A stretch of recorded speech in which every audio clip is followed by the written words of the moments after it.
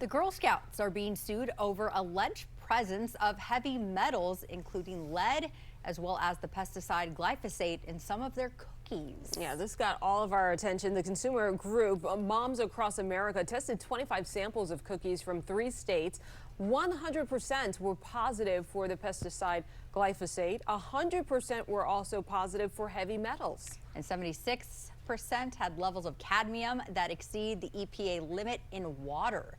So the proposed class action lawsuit was filed last night in New York. Plaintiffs are seeking at least $5 million in damages for anyone in that state who bought the cookies, which the suit claims were in violation of New York's consumer protection laws. Our senior investigative reporter Lisa Fletcher joining us now. And Lisa, you've long reported on heavy metals in food, baby food for one of them. So let's talk about how concerned parents like me should be if my kids are, eating these cookies. Well, first of all, let's remember these are allegations at this point, and it is complicated. I'm not a scientist, but I can tell you based on years of talking to them on these topics, it all depends a lot on the level of exposure and frequency of consumption.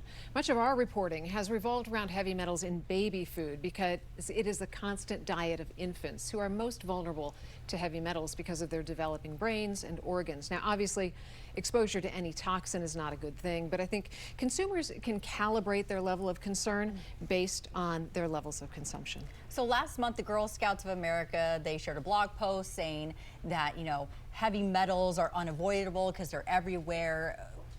What's the validity of that?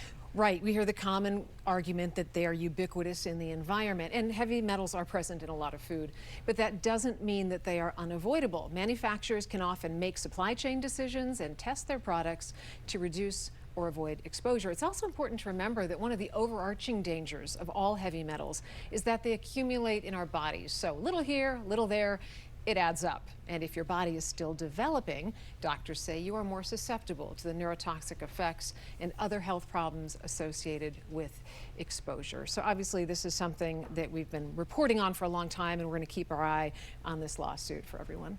And who can only eat one box of Girl Scout cookies? Not me. Not me. That's my problem.